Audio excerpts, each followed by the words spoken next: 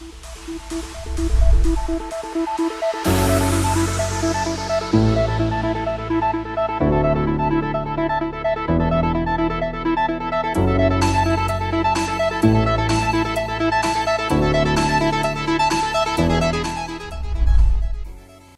los iba a recrear. Diga conmigo, recrear. Dios nos llama a que el estar en su casa, en su habitación, en su lugar santo, sea para nosotros un deleite, un recreo. Amén. Ahora bien, cuando en la vida del cristiano, el venir a la casa de oración se constituye en una carga más que en un deleite, algo está sucediendo, algo no está bien. Cuando tenemos dificultades para tener alegría por congregarnos, empezamos entonces a mirar nuestra intimidad con Dios y sin duda alguna es de entender que ahí hay problemas. Ahora bien, la gracia de Dios se manifestó tan poderosamente en estos dos grupos de personas que el Señor habla acerca de ellos y dice de la siguiente manera, desde el versículo 1 leo: así dijo Jehová, guardad derecho y haced justicia, porque cercana está mi salvación para venir y mi justicia para manifestarse. Bienaventurado el hombre que hace esto y el Hijo del hombre que lo abraza, que guarda el día de reposo para no profanarlo y que guarda su mano de hacer todo mal. Y el extranjero que sigue a Jehová no hable diciendo, me apartaré totalmente de Jehová, me apartará totalmente Jehová de su pueblo. Ni diga el eunuco, he aquí yo soy árbol seco. Porque así ha dicho Jehová a los eunucos que guarden mis días de reposo y escojan lo que yo quiero y abracen mi pacto. Yo les daré lugar en mi casa y dentro de mis muros, y nombre mejor que el de hijos e hijas. Nombre perpetuo les daré que nunca perecerá.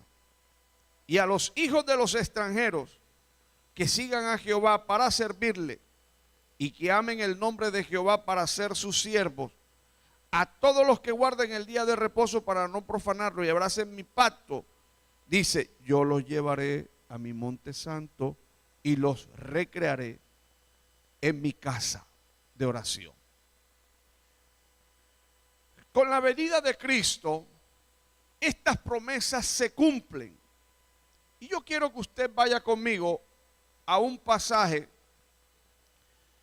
que se encuentra en Hechos capítulo 8, versículos 26 y 40.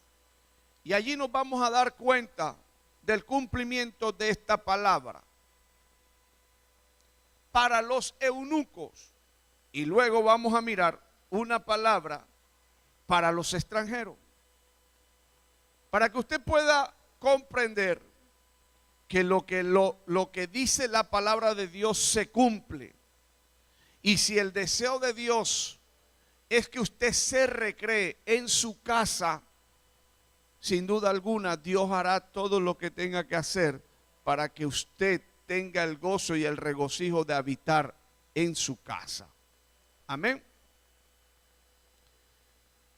El libro de Hechos capítulo 8 narra la historia o narra la Biblia acerca de un hombre que era un eunuco y era etíope. Y esta palabra se cumple porque acontece, amados hermanos, que Dios vio la intención, el deseo de un extranjero, y aparte de extranjero era etíope, y aparte de etíope era eunuco. Y dice la Biblia que este hombre estaba leyendo las escrituras, y por allá estaba Felipe, y el Espíritu Santo movió a Felipe. Verso 26 dice que un ángel habló a Felipe diciendo: levántate y ve hacia el sur por el camino que desciende de Jerusalén a Gaza, el cual es el desierto. Es desierto. Entonces Felipe se levantó y fue. Y esta mañana yo compartía con los hermanos que qué importante es que nosotros pudiésemos tener el discernimiento completamente afinado para poder entender los tiempos y los moveres de Dios. A veces nos cuesta identificar cuando Dios nos está dando una palabra. A veces les cuesta a algunos cristianos entender si quien me está hablando es Dios o no. Y cuando eso ocurre en la vida del cristiano, hermano, es necesario entonces que usted conozca más a su Dios. Amén. Dice la Biblia que Felipe obedientemente fue, y cuando llegó al sitio donde Dios le había indicado, el Espíritu Santo le habló más claramente y le dijo: acércate a ese carro que está allí.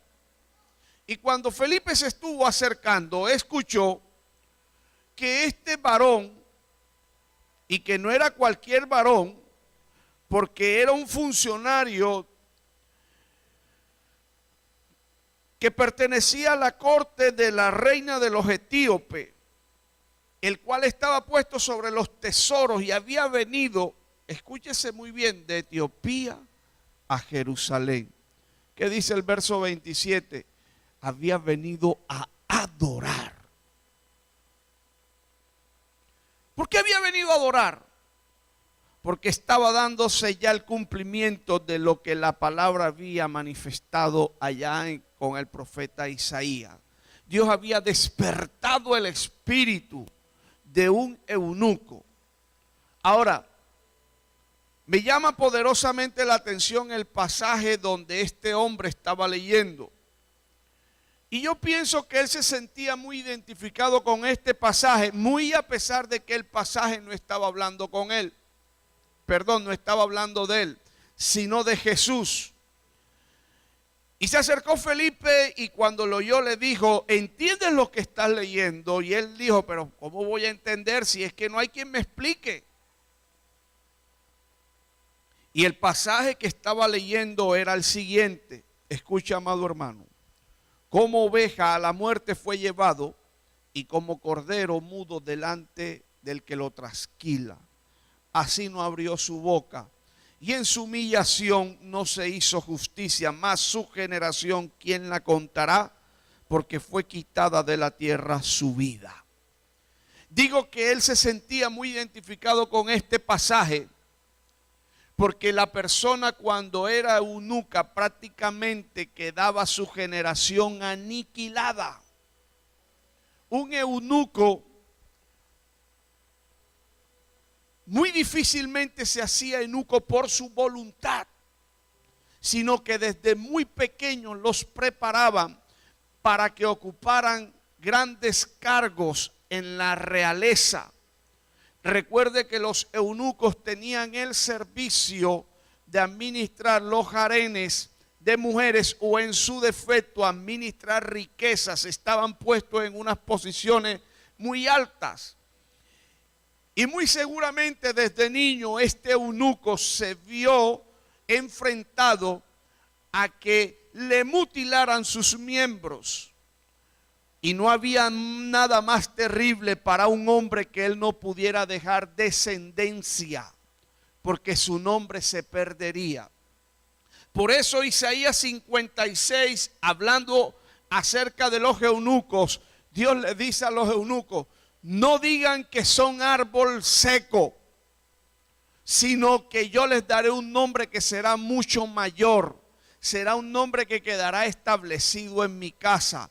Abriendo Dios una puerta para decirle aún los que estaban en esa condición que Dios es mucho más grande y poderoso, y aunque no pudieran dejar descendencia, Dios podía hacerles grande. Amén. Ahora bien, este pasaje sin duda alguna impactó la vida de este eunuco, porque dice: y su generación, ¿quién la contará? Yo me imagino que él estaba diciendo: generación, ¿cuál generación? Si a mí me quitaron desde mi niñez la facultad, la posibilidad de engendrar, de tener hijos. Como cordero fue llevado, su boca no abrió.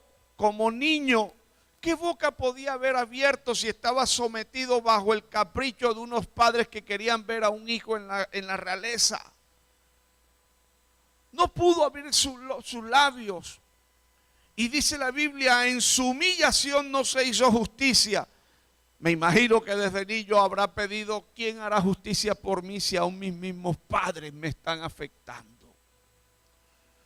Sin duda alguna, cuando él decide ir a adorar a Dios, el Espíritu Santo lo ubica en este pasaje y fue lo que el Espíritu guió a Felipe para predicarle acerca de Jesucristo, que si aún él estaba viviendo esa situación, había uno que había pagado el precio por él, y ese era Jesús, y podía darle un nuevo nombre. Amén.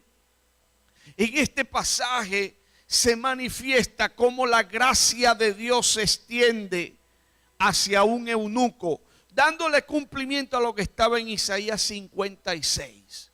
Ahora bien, la Biblia dice que más adelante este hombre avanzó junto con Felipe y vieron un sitio y allí fue bautizado. Y narra las escrituras que posteriormente el carro siguió, Felipe descendió, el Espíritu lo movió a otro lugar y aquel hombre se fue contento. Claro que se fue contento, amados hermanos, porque los problemas pueden existir, pero cuando llega Cristo Jesús a nuestras vidas, el gozo inefable es capaz, suficiente y poderoso para libertarnos de toda amargura y darnos un nuevo nombre en Cristo Jesús. Amén.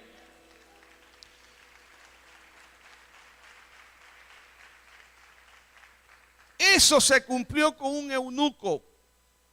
Pero quiero que ahora vaya conmigo a Marcos capítulo 15.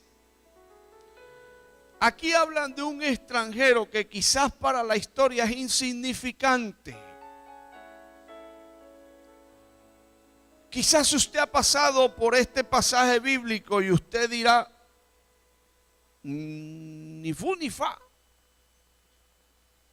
Apareció como en la historia, pero no es así, amados hermanos. Y ya lo vamos a mirar.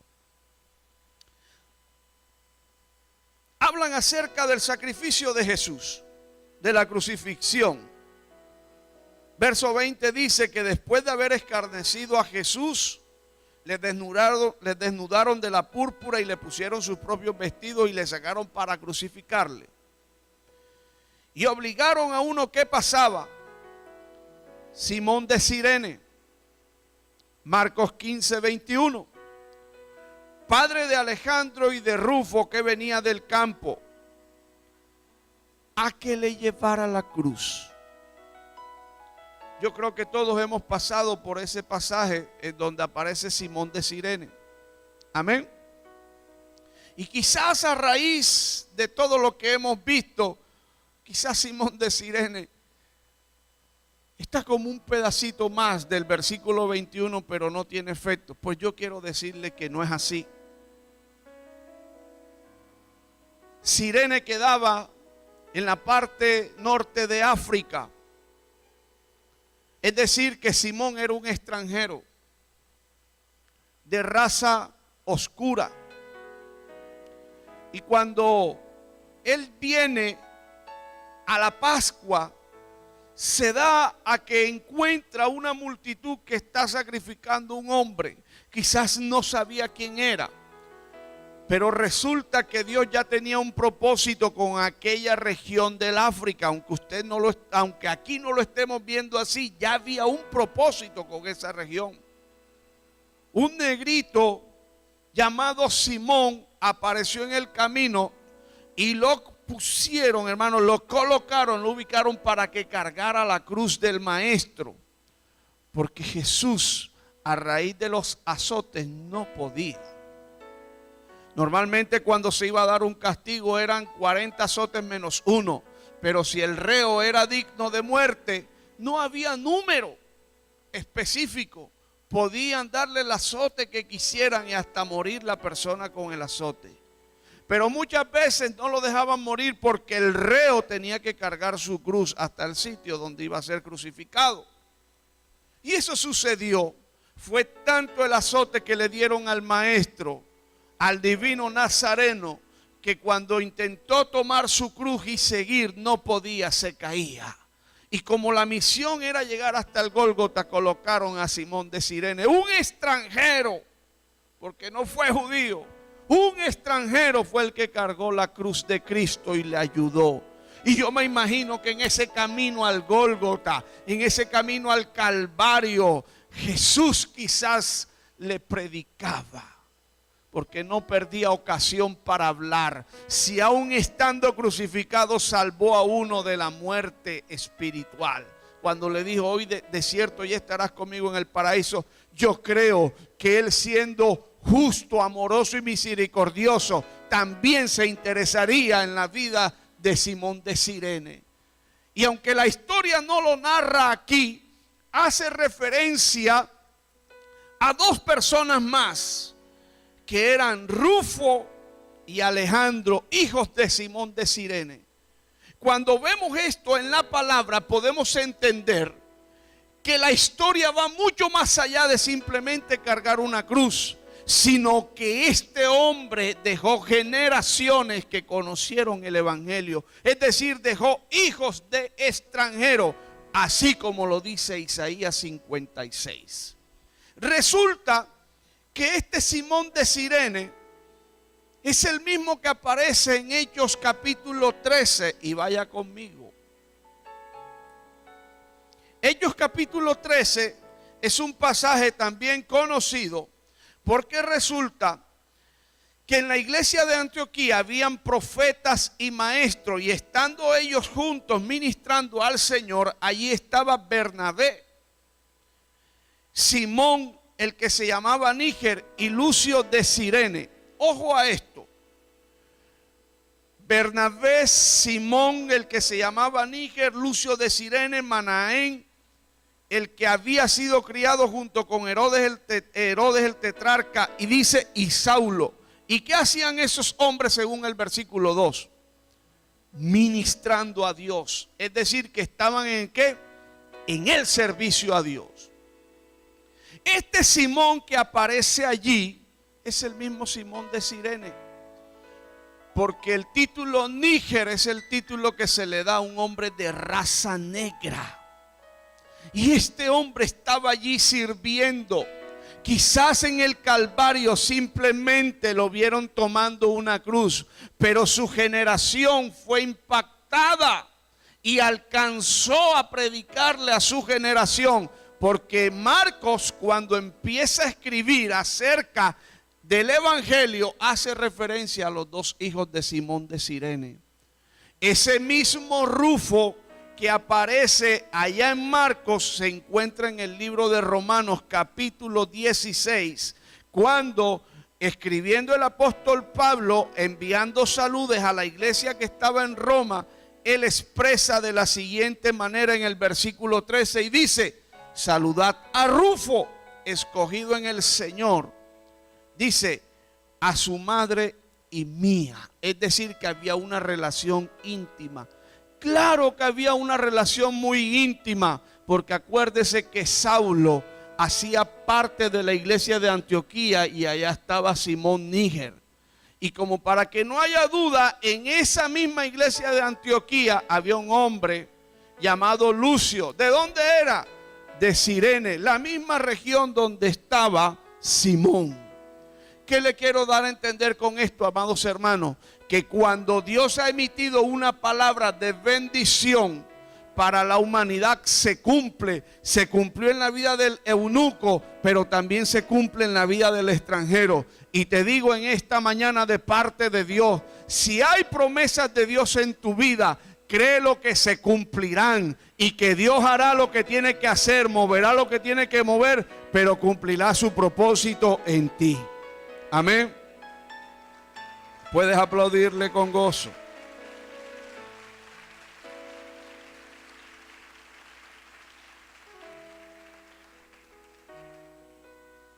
En estos pasajes bíblicos entonces podemos darnos cuenta que lo que narra Isaías 56 se está cumpliendo con la venida de Cristo Jesús a la tierra. Ahora bien,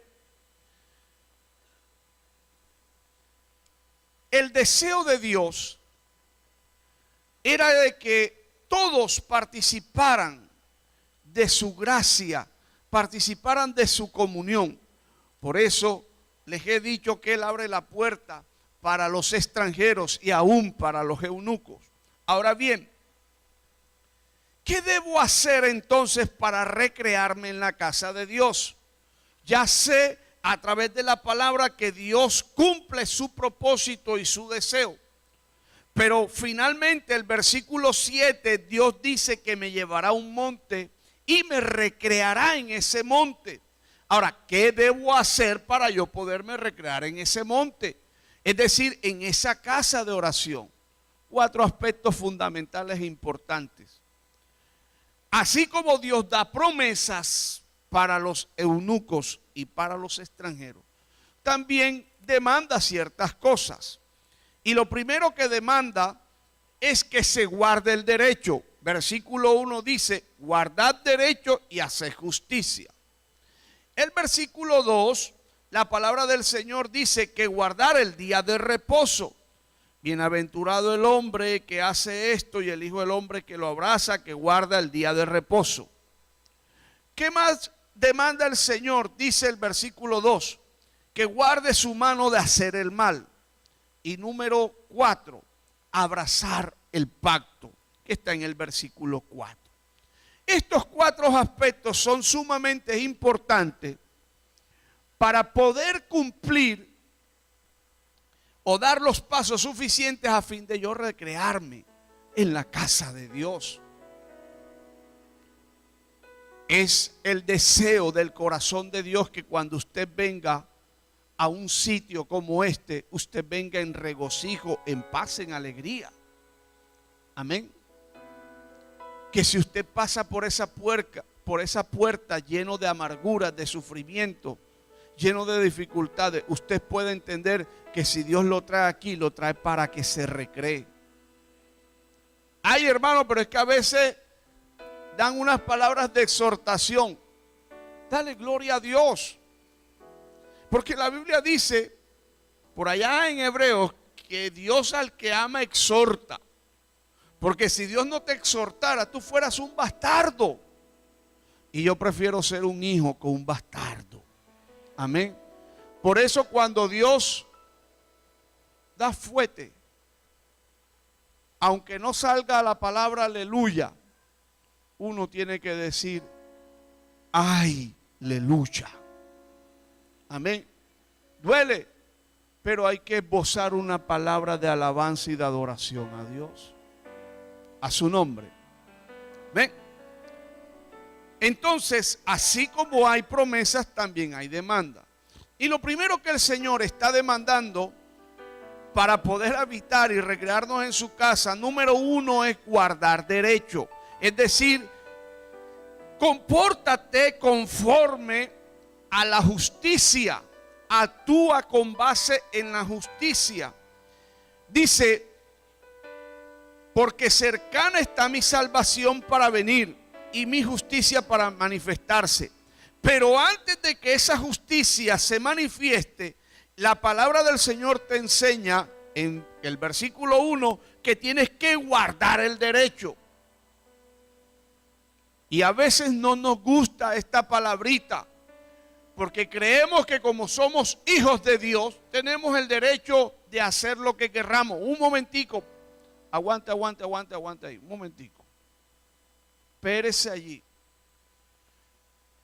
Que usted, si es hijo de Dios, usted tiene que poner el mejor de los ejemplos.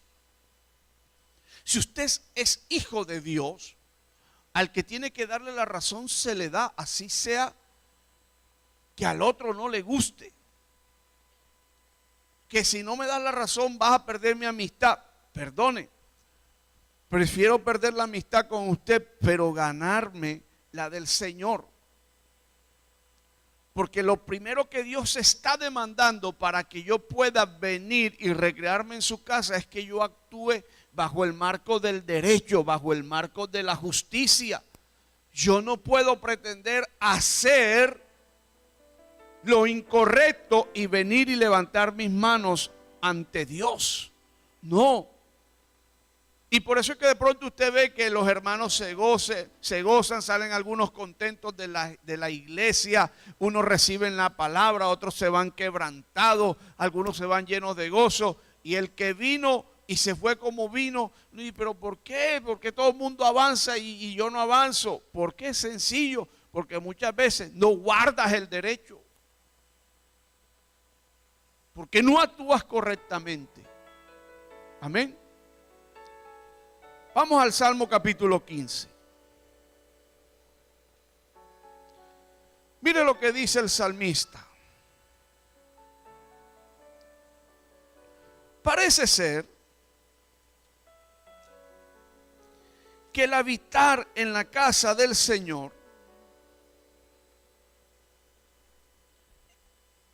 era una constante preocupación de los que amaban a Dios.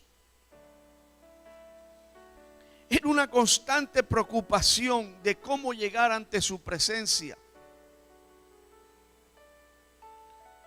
Imagínense, hermanos, si una vez decidieron llevar el arca de regreso a Israel y los que no conocían de la palabra del Señor se inventaron cómo llevarla, y no más uno por allá, porque la Biblia estableció a través de la ley cómo debía ser transportada el arca, con vara. Y decidieron montarla en una carreta. Y por allá iba el arca de regreso cuando venía de los filisteos, porque se la iban a devolver. Los filisteos andaban tanto en pecado que no soportaron, hermano. Devuelvan el arca porque nosotros somos muy inmundos para tener eso aquí. Decidieron devolverla. Y había uno que iba atrás vigilando que el arca llegara bien. Y medio tropezó la carreta, el carrobuey. Y se iba cayendo el arca y metió la mano para que no se cayera. Y cayó muerto en el acto. Y uno dirá, pero si él estaba ayudando.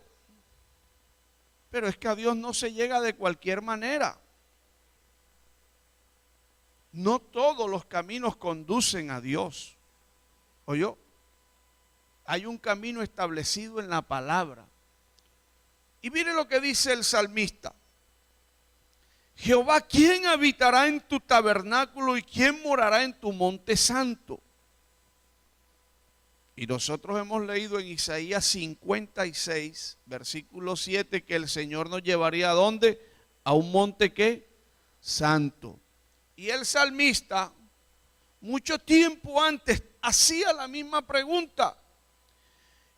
¿Quién morará en tu monte santo? Versículo 2 dice, el que anda en integridad y hace justicia y habla verdad en su corazón. Aquí tenemos que parar, hermano. Aquí tenemos que hacer un pare. ¿Cuántas mentiras usted no dice? Dile al Señor que no estoy. Y el pobre niño inocente, mi mamá dice que ella no está.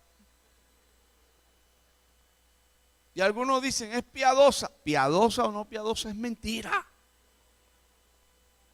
Amén. Es mentira.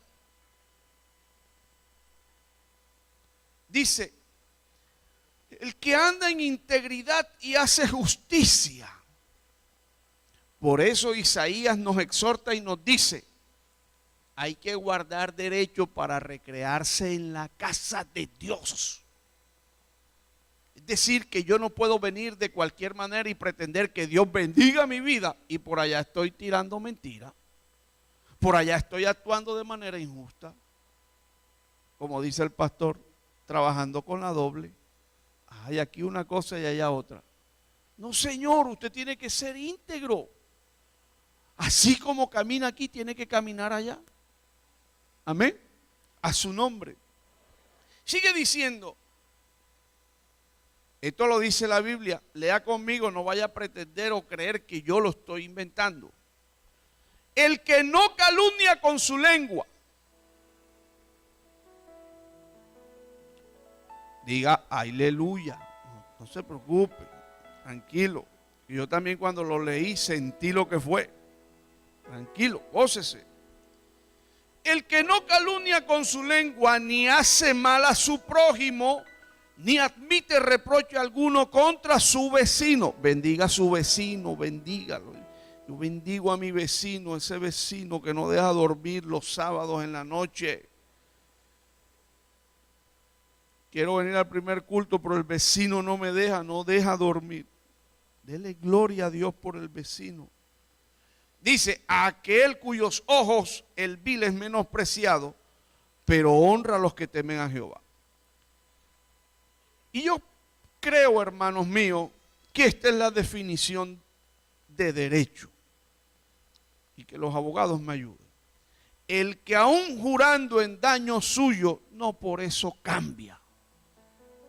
Si yo tengo que decirle a usted, hermano, perdóneme, excúseme, usted tiene razón, yo tengo que darle la cara y darle a usted la razón, porque usted tiene el derecho. Si yo no sé lo que ha sucedido, yo no puedo ponerme a hablar más de la cuenta. Cuando uno está en consejería, uno tiene que escuchar las versiones de ambos lados. Porque si uno escucha a uno, se pone en buen puesto. Y si escucha a la contraparte, ella también se pone en buen puesto. Pero cuando los dos están juntos de la presencia del Señor, hermano, hay que darle la razón al que la tenga. Eso es obrar en derecho, eso es guardar el derecho. Que yo tenga que reconocer que estoy mal con Dios y que necesito su ayuda. Eso es obrar en derecho. El que yo haga un par en el camino y le pida al Espíritu Santo, examíname si en verdad estoy bien, examíname, pero haz lo que tengas que hacer en mí. Eso es obrar en derecho, eso es obrar en rectitud, eso es ser correcto.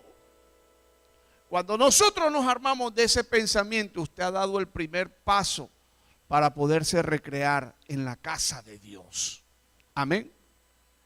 La Biblia nos enseña en el libro, en el Evangelio de Mateo, capítulo 24, en el capítulo 5, verso 20 al 24.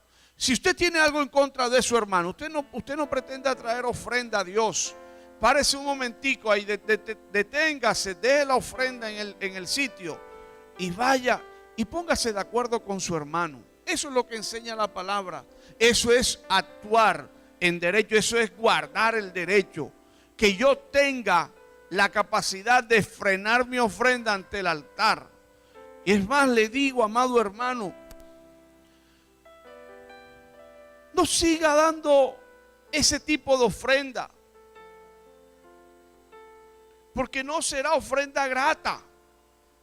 La Biblia dice en Isaías 56, versículo 7, que Él nos llevaría a su monte santo, nos recrearía en su casa de oración. Y dice, porque mi casa será llamada casa de oración. Y dice, y vuestros sacrificios serán aceptos, serán de olor grato.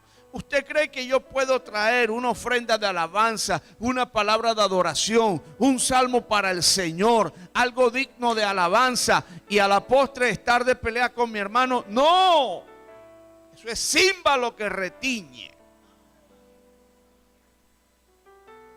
Eso no suena bien en el culto. Eso no suena bien. Porque usted no está actuando conforme al modelo de la palabra de Dios. Cuando yo decido cumplir esta palabra, estoy guardando el derecho. Porque aquí están las palabras de Jesús escritas. Y el cumplirla es actuar en derecho, en justicia, en rectitud. Amén. Le doy un aplauso a Cristo.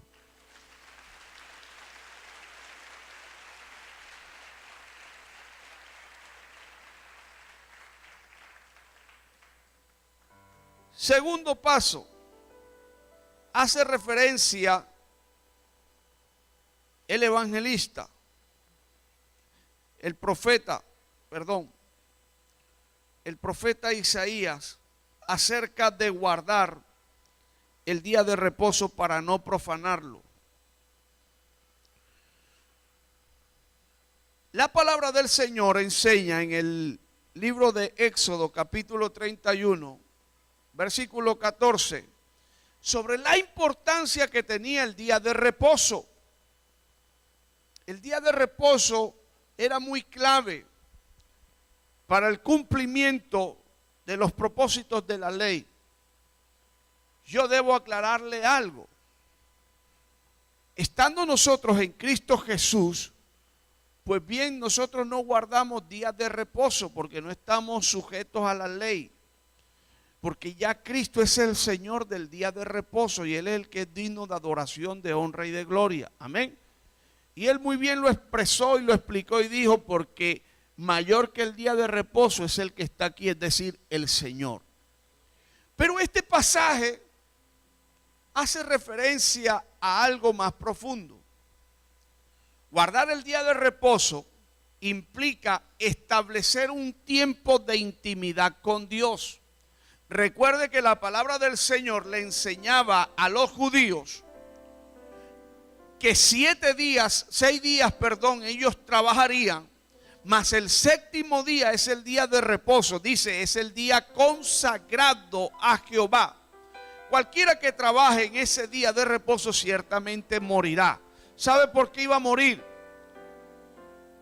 Porque Dios anhelaba que se honrara ese espacio, ese tiempo de estar en su presencia. Era única y exclusivamente para adoración de Él. Guardarán pues el día de reposo los hijos de Israel, celebrándolo por sus generaciones, por pacto perpetuo. Ojo, por pacto perpetuo. Quiero decirle, amados hermanos, que cuando el Señor decide establecer este pasaje bíblico, lo que estaba buscando era que el hombre en 6 días que trabajara debía entender y comprender que se necesita un espacio para con Dios. Es decir, lo que estaba buscando era desarrollar una disciplina de intimidad y comunión entre Él y el hombre. Para nuestros días, a pesar de que no exista día de reposo, para Dios sí tiene valía e importancia que nosotros como sus hijos apartemos un área, un tiempo específico de intimidad con Él. Porque si para el judío era el día de reposo, para nosotros los que somos judíos por adopción, no es un día, es todo un tiempo con el Señor en su presencia y en su intimidad. Porque lo que Él busca es desarrollar esa comunión, esa disciplina de oración. Casi siempre, escúcheme bien, casi siempre cuando una persona cae en disciplina, casi siempre cuando una persona cae en pecado, cuando uno empieza a analizar todas las circunstancias, ¿sabe qué fue lo que le faltó a esa persona? Disciplina. Usted dirá, pero hermano, ¿disciplina de qué? ¿De pegarle duro? No. No me refiero a esa disciplina. Me refiero a desarrollar una práctica constante de intimidad con Dios. Hay cristianos que son indisciplinados en la búsqueda con Dios. Hay cristianos que duran 2, 3, 4 días sin orar. Y hay algunos que están calentando el vehículo y oran allí. Yo me hago una pregunta. Si el Señor nos midiera por día de reposo, yo creo que nos hubiéramos muerto ya. Porque lo que el Señor buscaba con el día de reposo era que se honrara. Dice, y no se profanara. Dios anhela como segundo paso para que se recree en su presencia, que usted desarrolle una disciplina de intimidad con Él. Que usted pueda valorar ese tiempo que tiene con Él. Que usted anhele la presencia de Dios. La Biblia dice en el libro de los Salmos: como el ciervo brama por las corrientes de las aguas, así clama por ti, oh Dios, el alma mía. Y dice el salmista: mi alma tiene sed del Dios vivo. Eso es lo que anhela. Tú quieres recrearte en la casa de oración, quieres recrearte en Dios, pues tienes que aprender a sacar tiempo de calidad con Él.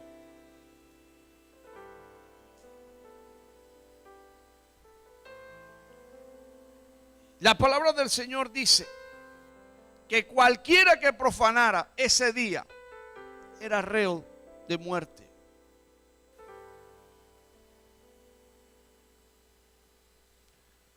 Yo creo, amados hermanos, que estamos viviendo el tiempo de la gracia. Y hoy, en Cristo Jesús, tenemos acceso las 24 horas del día, los 7 días de la semana, para llegar hasta lo más íntimo del corazón de Dios. Lo que pasa es que nosotros no desarrollamos disciplinas de intimidad, de comunión con Dios. Y solo cuando estamos con el problema en los hombros que ya no podemos hacer, entonces sí empezamos a buscar el libro de los Salmos, un grito de angustia, clamando ayuda a Dios. Porque hay que vivir así. Si Él te ha dado todo el tiempo para que tú, en el sitio donde estés, ahí hagas un altar de oración. Como también te ha dado la noche para que puedas disponer de un tiempo de oración con Dios. Yo le voy a decir algo, le voy a decir mi experiencia personal cuando lo he hecho. Mire, hermano, hay momentos en los que he sentido tanto el deseo de entrar en oración. Y a veces lo que dice la Biblia es cierto. A la verdad el espíritu está dispuesto, pero la carne es débil. Y uno tiene el deseo de orar y la carne dice: mañana a las 5 de la mañana te tienes que levantar. Te puede coger el día. Eso es un caos. Y usted dice: no importa, voy a orar. Y se tira de rodillas. Y cuando empieza a bendecir el nombre del Señor, enseguida viene a su mente: te va a coger el día. Yo te lo estoy diciendo. Y usted: ay, sí, Dios mío, el día me va a coger el día. Y entonces coge el celular para ver qué hora es. Ay, ya son las 10. Eso es el enemigo tratando de romper la comunión. Hermanos, cuando de verdad nosotros disponemos de tener un tiempo de oración y de intimidad, y me ha tocado, así sea que el día siguiente haya que levantarse muy temprano, hermano, uno se levanta sin necesidad de que el despertador suene. Lo he experimentado. Y quiero decirle con toda honestidad y sinceridad: me he levantado sin cansancio. Me he levantado contento y feliz, claro, porque hemos habitado en su presencia y el Señor nos ha recreado. La oración impacta todas las esferas de nuestra vida, tanto las físicas como las espirituales. Yo le invito a que usted pueda desarrollar ese tiempo especial con Dios para que usted se pueda recrear en la casa de oración. Dele un aplauso al Rey, amén.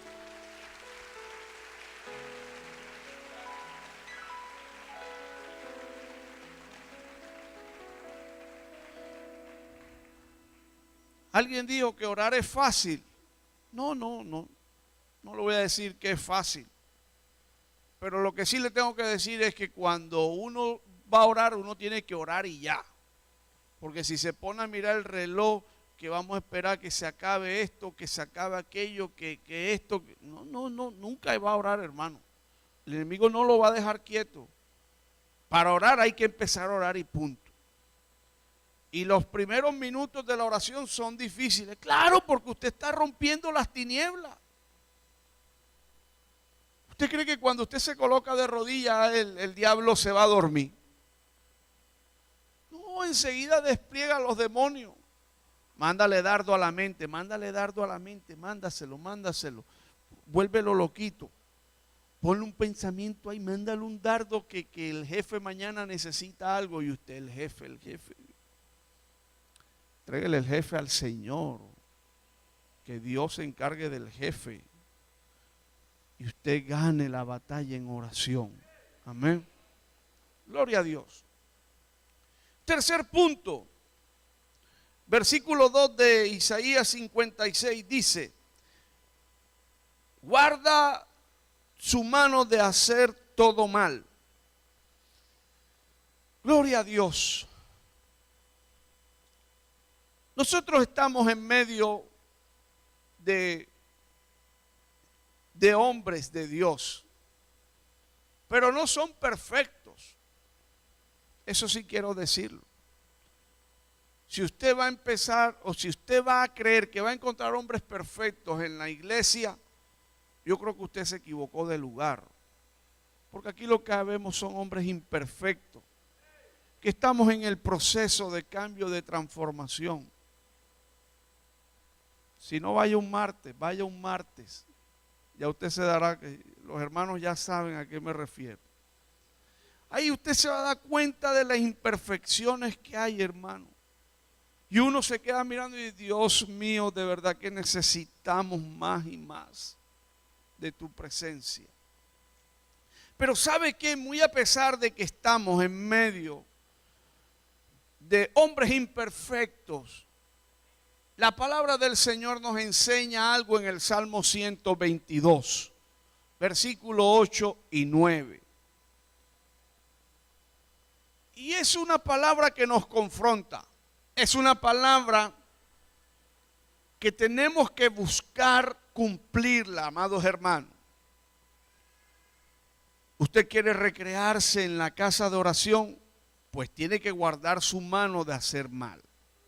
Salmo 122, 8 dice: por amor de mis hermanos y mis compañeros, diré yo, la paz sea contigo.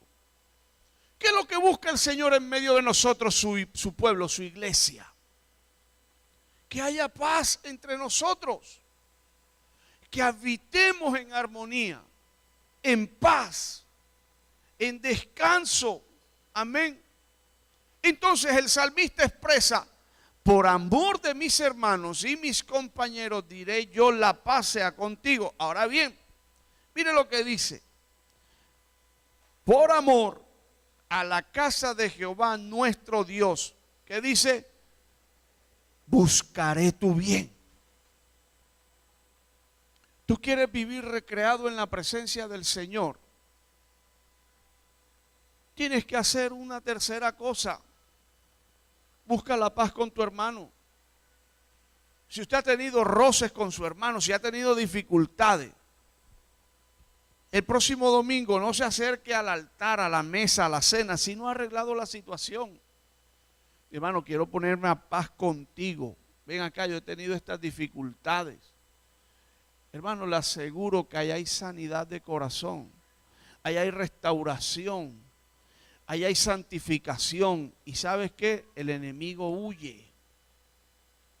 Si hay una congregación con hombres que no vivan en paz, hermanos, será una congregación débil. Y Dios nos ha llamado a impactar. Amén.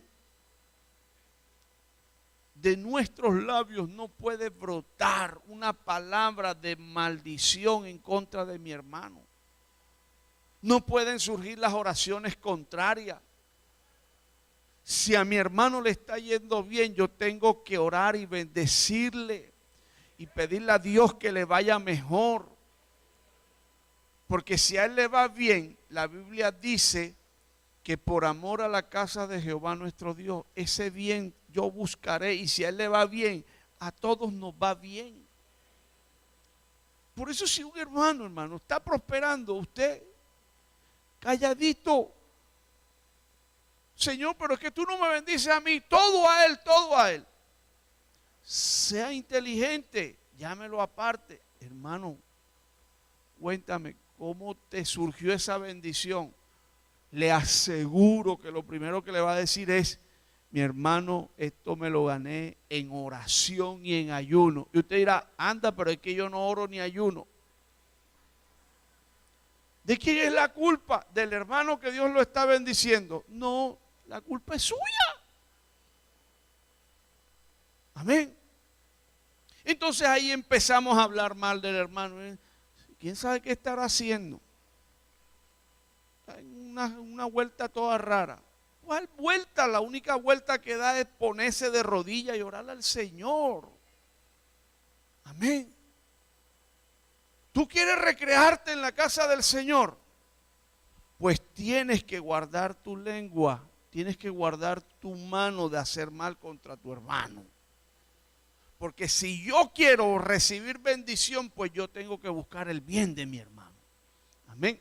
Y vuelvo y le digo, no seremos los más perfectos.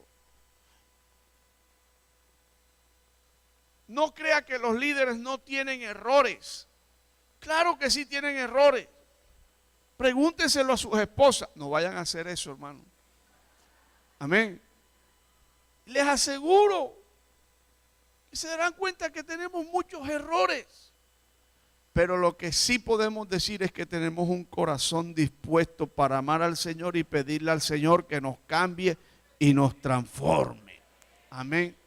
Y si hay una iglesia que se arma de ese mismo pensamiento en bendecir a mi hermano, seremos una iglesia triunfante y victoriosa. Dele un aplauso al Rey.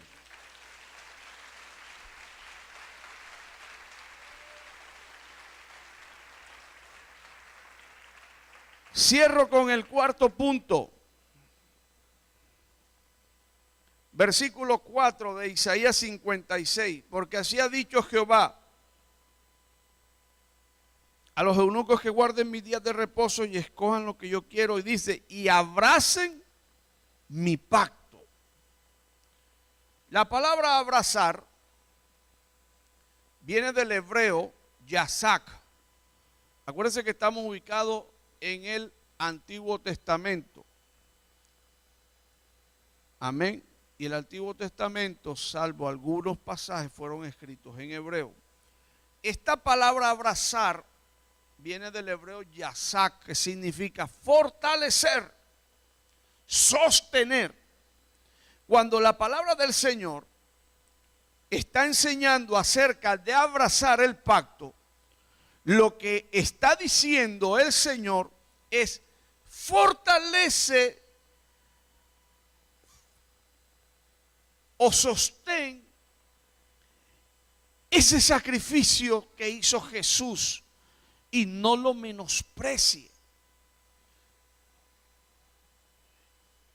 El Antiguo Testamento, el sistema de sacrificio lo que hacía era cubrir el pecado. Por muchas leyes que escribió Moisés,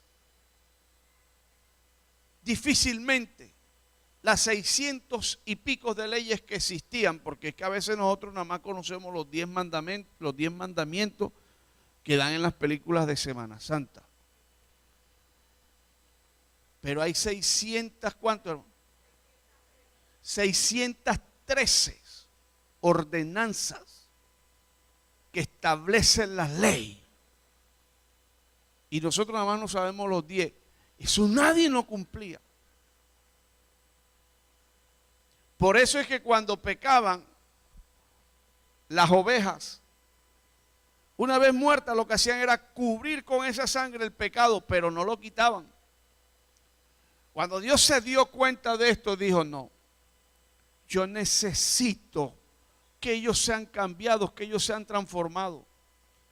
Es más, Ya no voy a dar las leyes en unas tablas de piedra, sino que ahora las voy a escribir en su corazón. Cuando Jesús viene y padece por nosotros, Jesús cargó en él todo el pecado. Y ahora por esa sangre derramada de Jesús, esa sangre ya no cubre nuestro pecado, sino que ahora lo borra. Por eso la Biblia dice, de modo que si alguno está en Cristo, nueva criatura es. Las cosas viejas pasaron aquí, que todas son hechas nuevas. Por eso hoy usted tiene la capacidad y la fortaleza para decir, yo no voy a deshonrar a Dios. No voy a pisotear la sangre de Cristo. No voy a menospreciar lo que Cristo hizo.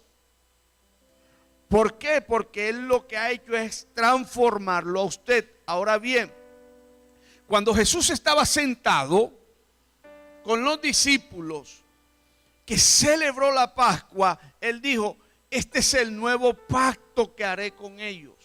Es decir, que con la muerte de Cristo, cuando Cristo muere, que su cuerpo es golpeado, maltratado, malherido, y su sangre derramada, allí en esa escena hacia el Gólgota, se estaba cumpliendo lo que él estaba celebrando con los discípulos, tomando del pan que era su cuerpo y de la copa que era su sangre. Allí él establece un nuevo testamento, un nuevo pacto. El pacto se crea bajo un testamento. Por eso es que la Biblia habla del Antiguo y el Nuevo Testamento.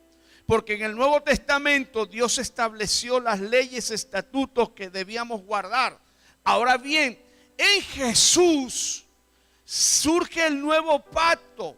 Y por eso, si después de ese pacto nadie quiere arrepentirse y deshonra lo que Cristo hizo, la Biblia dice que lo que queda es una horrenda expectación de juicio y de hervor.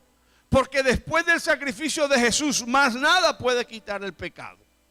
Amén. Ahora bien, para que usted pueda recrearse en la casa de Dios, la Biblia nos está exhortando a que tenemos que abrazar ese pacto. Es decir, que para que usted pueda seguir honrando lo que Cristo hizo, usted tiene que cada día llegar ante la presencia de Dios y recordar lo que Jesús hizo.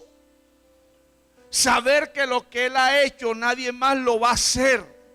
Entender que si yo empiezo a vivir una vida de pecado, empiezo a pisotear el sacrificio que hizo Jesús. Y por eso, cuando las personas que dicen conocer a Dios, que viven una vida de mentira, se les aparece en el camino de la vida un juicio de Dios, es de entender, amados hermanos, que lo que hicieron fue deshonrar el pacto de Dios. Para que usted se pueda recrear en la casa de Dios, usted tiene que entender que ese pacto hay que abrazarlo, hay que sostenerlo, hay que cuidarlo. Lo que Cristo ha hecho por nosotros, más nadie lo va a hacer. Y después de lo que Cristo hizo, ya no queda más nada por el pecado. ¿Quieres vivir recreándote en la casa del Señor? Pues tienes que abrazar lo que Cristo hizo. Y no le estoy hablando de vivir una vida de religiosidad. Estoy hablándole de honrar a Dios con su estilo de vida. Estoy hablando de que no es necesario que usted tenga una apariencia de piedad. De si usa o no usa corbata, de que si se quita o se pone los aretes, que si se pinta o no se pinta. No, eso va mucho más allá. Que yo pueda, a través de mi vida, de mi caminar en esta vida, honrar a Dios con mis palabras, con mis hechos, con mis acciones. Que cuando Dios me lleve al sitio donde me lleve, la gente pueda decir, Él es diferente. Este es de los otros, este no es como aquellos que son guarapos, este sí es firme. Eso se llama abrazar el pacto. Concluyo con esto. Cuando usted ha decidido guardar el derecho, guardar el tiempo de oración en Dios, es decir, honrar su tiempo de intimidad con Dios. Cuando usted se guarda de hacerle mal a su prójimo, cuando usted decide abrazar el pacto, entonces sí se cumple lo que dice Isaías 56, versículo 7. Yo los llevaré a mi monte santo. La palabra llevar viene del hebreo bo, b grande o, que significa movimiento de un lugar a otro. Y monte es un lugar alto. Eso quiere decir que cuando usted ha cumplido los pasos anteriores, su vida espiritual empieza a crecer. Dios lo empieza a mover a un nivel superior, lo lleva a las alturas.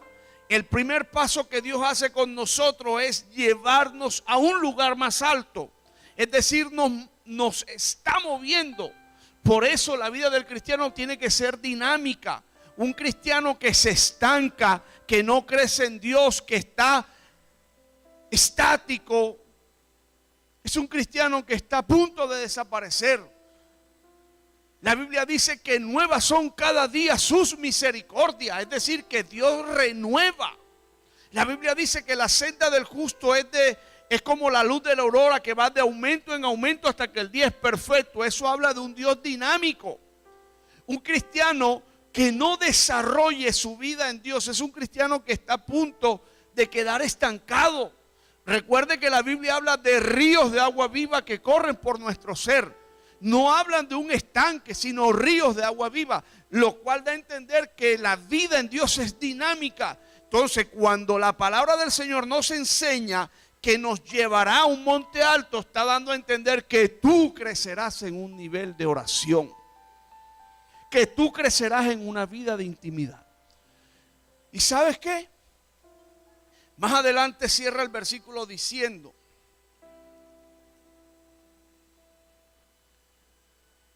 te recreará en su casa. Y luego que estés recreado, la palabra recrear viene del hebreo samá, que significa una emoción espontánea, un gozo inmenso. Eso significa recrear. Cuando tú has experimentado un crecimiento en el nivel de Dios, tú vivirás de gozo en gozo. Tu ánimo no dependerá de las circunstancias. Tú serás feliz y contento por encima de las circunstancias. Eso ocurre cuando definitivamente yo me recreo en la casa de Dios.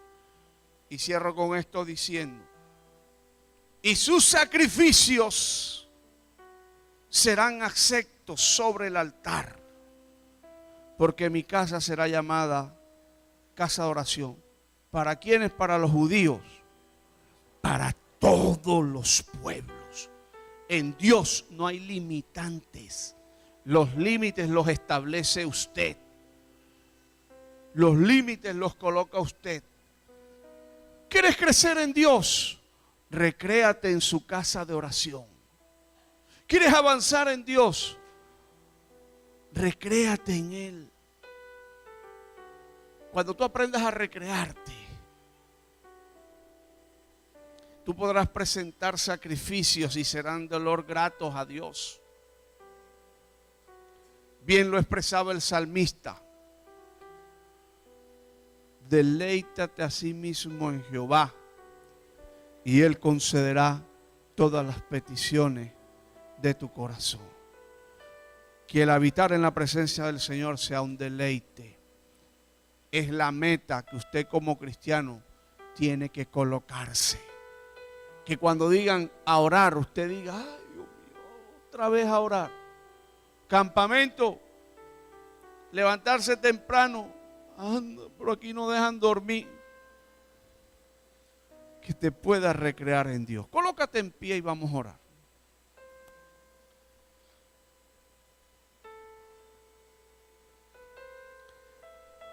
Aleluya. Padre, gracias te damos por tu palabra.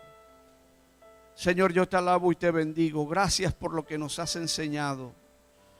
Recibimos esta palabra, Padre. Es el deseo de tu corazón el que lleguemos hasta tu presencia y nos recreemos. Ayúdanos a actuar en justicia, en rectitud, a no hablar en contra de nadie. Guarda nuestros labios de hablar mal. Señor, que yo pueda abrazar tu pacto, que pueda valorarlo y sobre todo que pueda guardar como especial tesoro, darle la importancia al tiempo de intimidad contigo. Gracias. Yo te alabo y te bendigo. Yo te glorifico. En el nombre de Jesús. Aleluya. En esta mañana quiero hacer dos oraciones. Primero, si hay amigos que están aquí que dicen: hermano, yo quiero recrearme en la casa de Dios, yo quiero habitar en la casa de Dios, y usted ha venido por primera vez, yo le invito a que siga acá adelante. Y un segundo llamado para los hermanos que dicen en esta mañana o en esta tarde ya: yo quiero que usted ore por mí, me ha costado recrearme en la casa de Dios, pero tengo el vivo deseo en mi corazón. Usted se me ubica a mi mano derecha. Y los amigos que en esta mañana nos están visitando, a mi mano izquierda. Gloria al Señor. Y voy a orar por usted. Por favor, le pido que se mueva rapidito para avanzar en el tiempo. Gloria a Dios. Alabado sea el nombre de Jesús. Levante sus manos al cielo, iglesia, y entre ahí en comunión con el Señor. Entre en un tiempo de intimidad con Él y evalúe su vida. Evalúe su vida. Gloria a Dios. Yo bendigo las vidas de los amigos que están llegando acá de la iglesia. Si hay alguien que necesita oración, que ya es miembro de la iglesia, pero necesita una palabra de oración, también vamos a orar por ellos. Gloria a Jesús. Quizás usted tiene problema con algunos miembros de la congregación. Dios los está llamando para ponerse a paz y en cuenta. Quizás usted está teniendo problema con el tiempo de intimidad con Dios también.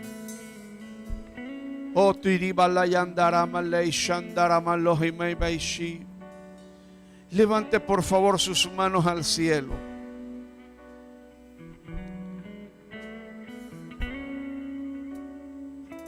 Y entra ahí en comunión con Dios. Dios conoce lo más íntimo de sus pensamientos. Y Él sabe por lo que están luchando y batallando ustedes. Dios conoce que es una lucha. Y que muchas veces le han dicho al Señor: estoy cansado. Estoy cansada de luchar con lo mismo.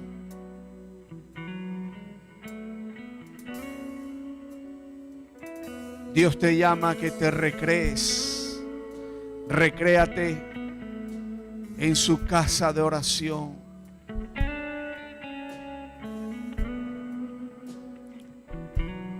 Padre, en el nombre de Jesús, yo bendigo la vida de mis hermanos. Clamo por tu ayuda, por tu socorro. Buen Espíritu Santo, tú lo puedes hacer. Padre, en el nombre de Jesús, yo rompo cadenas, rompo yugos, rompo ligaduras. Desato su vida, Padre mío, en el nombre de Jesús. Padre, glorifícate, glorifícate, glorifícate. Oh Espíritu Santo, Dios. Y Barabashe, Endarabasaya. Padre, ayúdala en el nombre de Jesús. Espíritu Santo. Ondarabalei, Shandaramalei, tus promesas, Endarabalei. descanso en tu palabra, por tu gracia estoy. Padre, en el nombre de Jesús. Aquí, Dios de pactos, que guardas tus promesas, que cumples tu palabra.